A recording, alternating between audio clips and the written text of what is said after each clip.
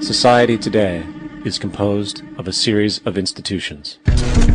From political institutions, legal institutions, religious institutions, to institutions of social class, familial values, and occupational specialization.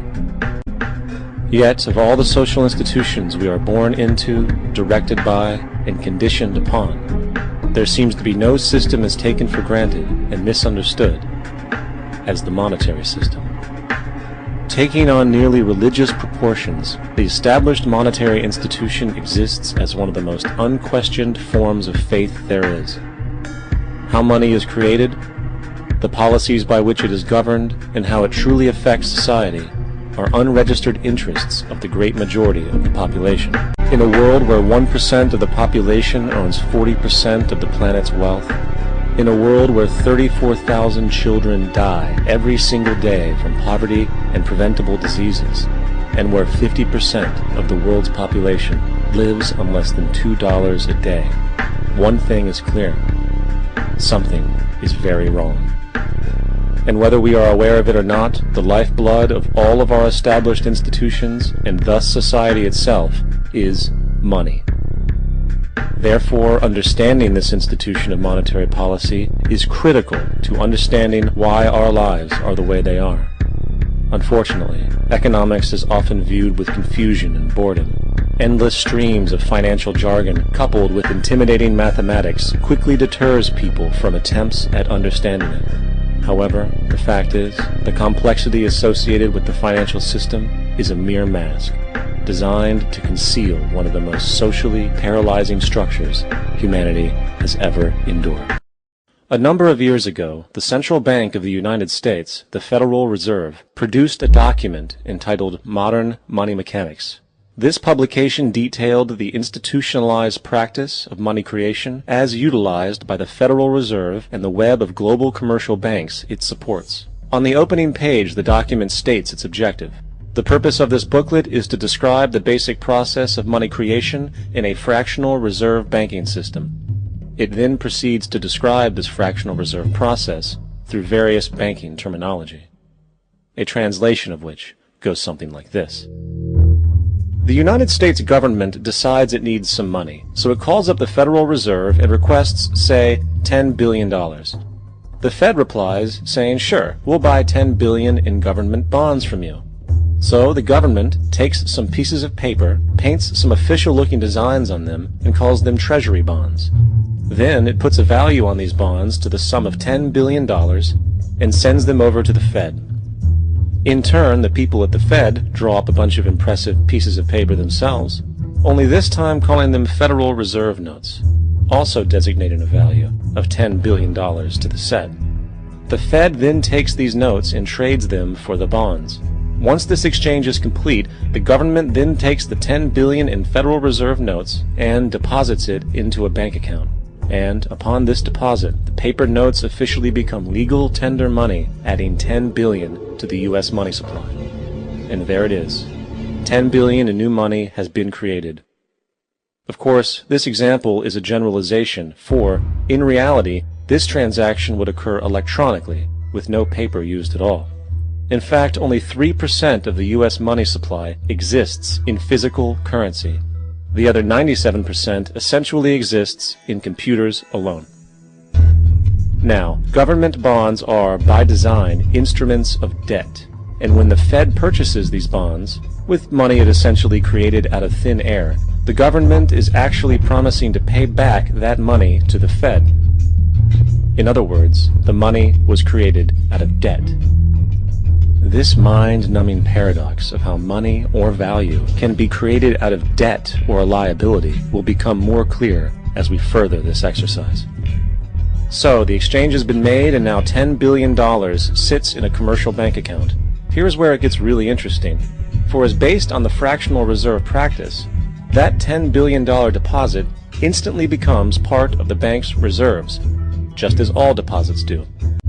This means that with a $10 billion deposit, 10% or $1 billion is held as the required reserve, while the other $9 billion is considered an excessive reserve and can be used as the basis for new loans. This deposit money creation loan cycle can technically go on to infinity. The average mathematical result is that about $90 billion can be created on top of the original $10 billion. In other words, for every deposit that ever occurs in the banking system, about 9 times that amount can be created out of thin air. Every single dollar in your wallet is owed to somebody by somebody. For remember, the only way the money can come into existence is from loans. Therefore, if everyone in the country were able to pay off all debts, including the government, there would not be $1 in circulation. The bold efforts the present bank has made to control the government are but premonitions of the fate that awaits the American people should they be deluded into a perpetuation of this institution or the establishment of another like it. Unfortunately, his message was short-lived, and the international bankers succeeded to install another central bank in 1913, the Federal Reserve. And as long as this institution exists, perpetual debt is guaranteed. Now, so far we have discussed the reality that money is created out of debt, through loans. These loans are based on a bank's reserves, and reserves are derived from deposits. And through this fractional reserve system, any one deposit can create 9 times its original value, in turn debasing the existing money supply, raising prices in society. And since all this money is created out of debt and circulated randomly through commerce, people become detached from their original debt, and a disequilibrium exists, where people are forced to compete for labor in order to pool enough money out of the money supply to cover their costs of living. As dysfunctional and backwards as all of this might seem, there is still one thing we have omitted from this equation. And it is this element of the structure which reveals the truly fraudulent nature of the system itself: the application of interest. In other words, almost every single dollar that exists must be eventually returned to a bank with interest paid as well. But if all money is borrowed from the central bank and is expanded by commercial banks through loans, only what would be referred to as the principal is being created in the money supply. So then, where is the money to cover all of the interest that is charged? Nowhere. It doesn't exist. The ramifications of this are staggering, for the amount of money owed back to the banks will always exceed the amount of money that is available in circulation. This is why inflation is a constant in the economy, for new money is always needed to help cover the perpetual deficit built into the system, caused by the need to pay the interest. What this also means is that mathematically, defaults and bankruptcy are literally built into the system, and there will always be poor pockets of society that get the short end of the stick. For every time you borrow money from a bank, whether it is a mortgage loan or a credit card charge, the money given to you is not only counterfeit, it is an illegitimate form of consideration, and hence voids the contract to repay, for the bank never had the money as property to begin with. Unfortunately, such legal realizations are suppressed and ignored, and the game of perpetual wealth transfer and perpetual debt continues.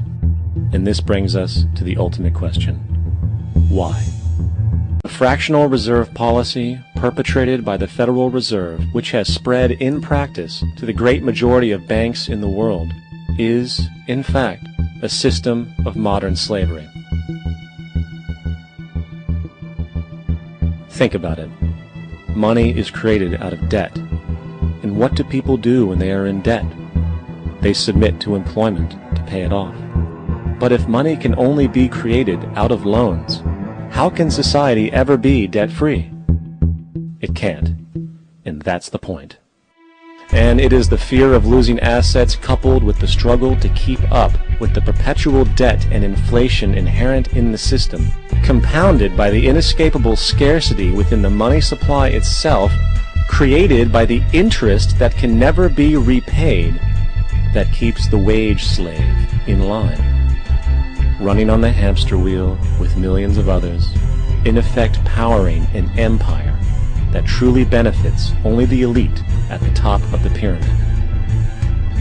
For, at the end of the day, Who are you really working for?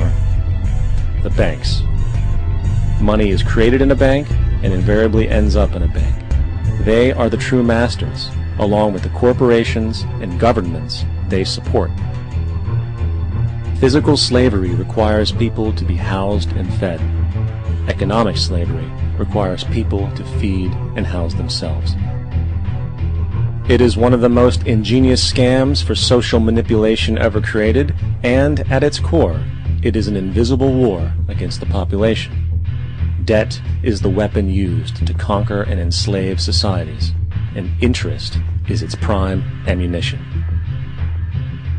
And as the majority walks around oblivious to this reality, the banks, in collusion with governments and corporations, continue to perfect and expand their tactics of economic warfare, spawning new bases, such as the World Bank and International Monetary Fund.